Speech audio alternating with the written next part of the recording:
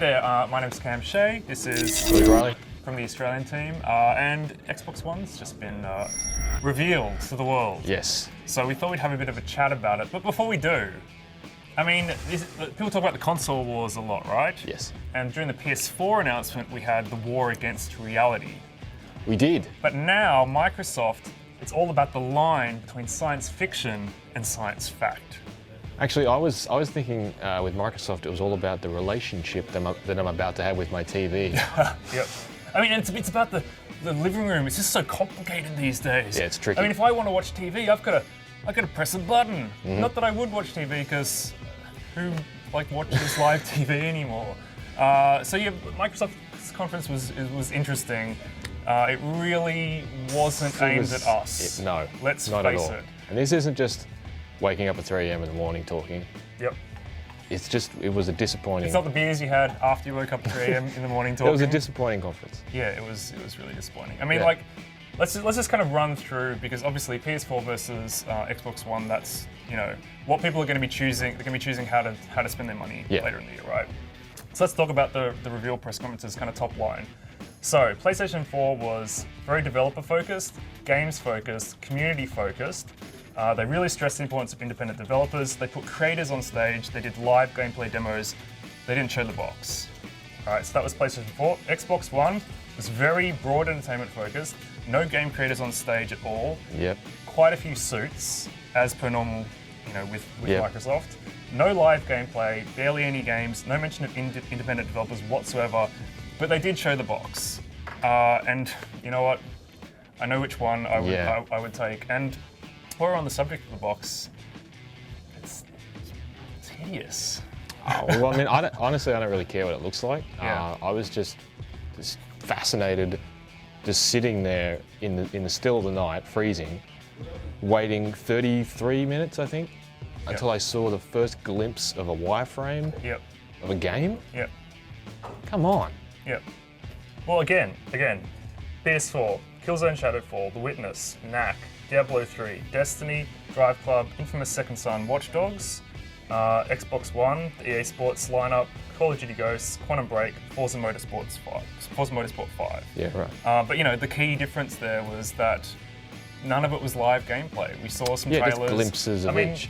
Quantum Break, Love Remedy, really want to know what this game is about, but that trailer told me nothing, and it was a real letdown. Yeah, and I know we're only 3 weeks out or whatever from E3, but you scheduled it. Yep. You scheduled the reveal for this week, and you're holding the rest of E3. It's not our problem. It's not our fault to be disappointed about the fact that we haven't seen any games played on this machine. Yeah. And let's face it, they said they've got 15 exclusives coming in the first year, 8 of which are new franchises. I would have thought you'd be able to show a couple of those. Yeah. Just a thought. It sounds like you got enough, but who knows? Of those 15 games, 10 of them could be Kinect focused. And this is the real worrying thing, is that the Kinect sensor that comes with the Xbox One is leaps and bounds ahead of the old system.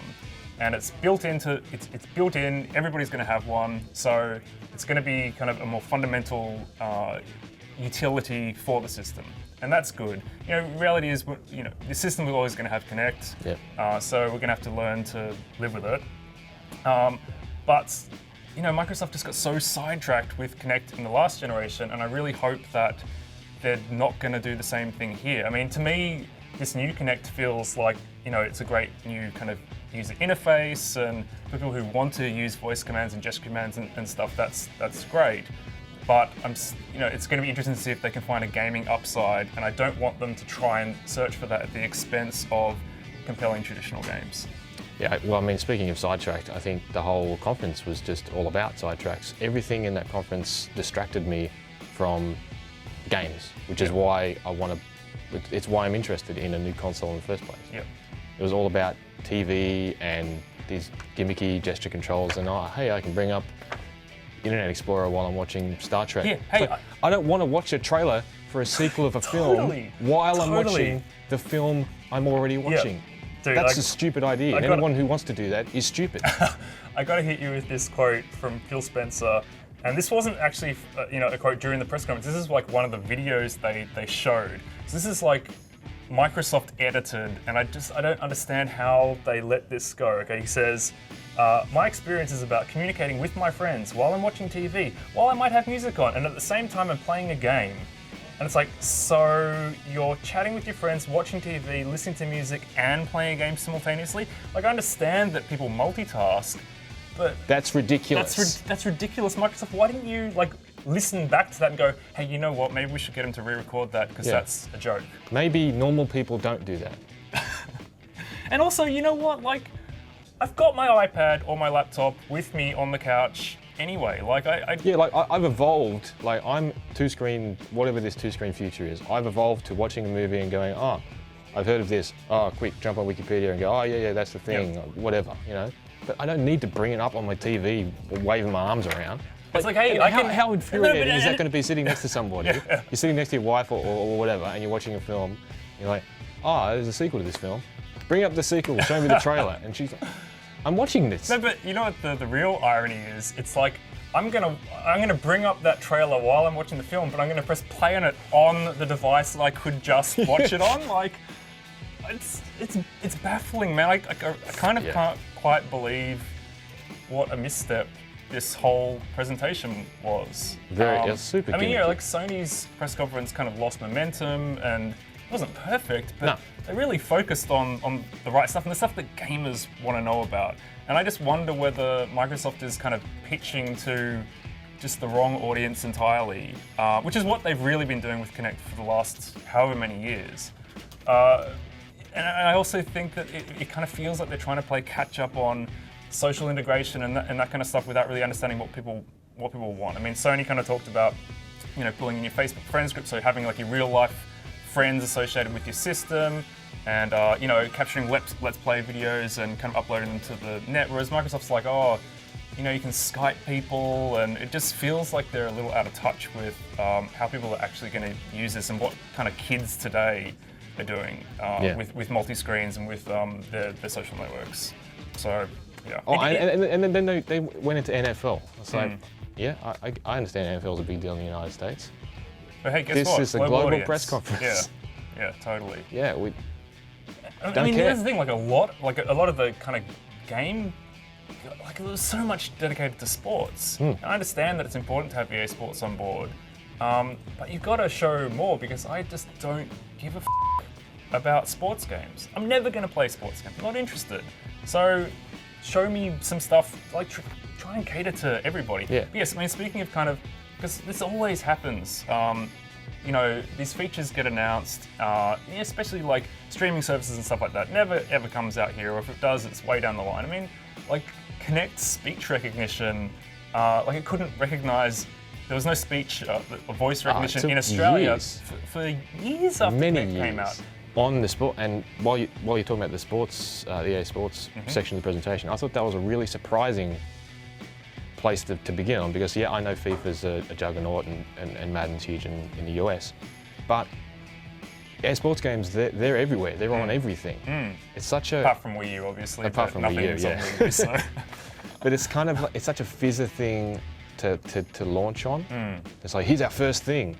Where it's like, if I'm a gamer and I'm tossing up between buying a PS4 and a Xbox One later on in the year, I'm seeing this, but all I'm seeing is stuff that I could also get on PS4.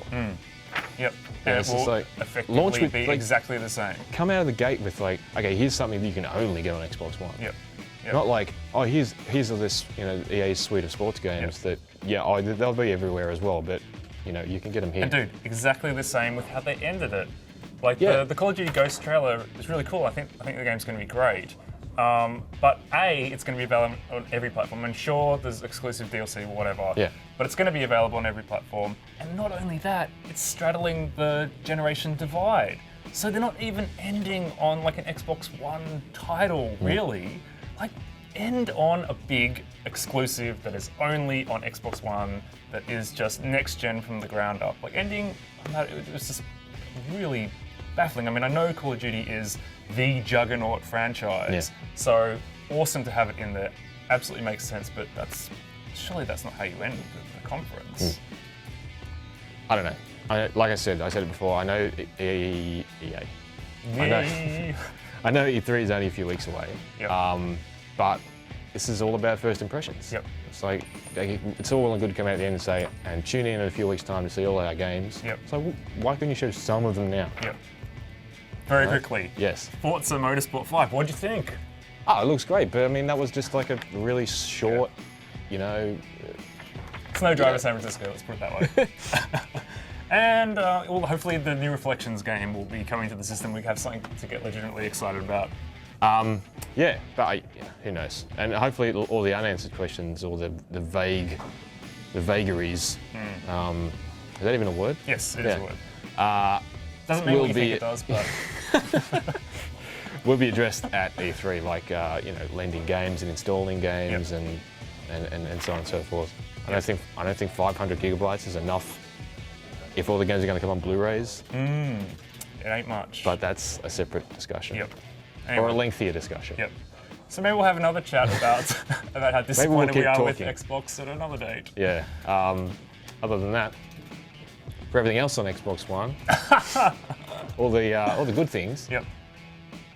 For less cynical commentary on Xbox One, have a look around IGN. I'm sure some people are excited. All around IGN. Yep. Bye.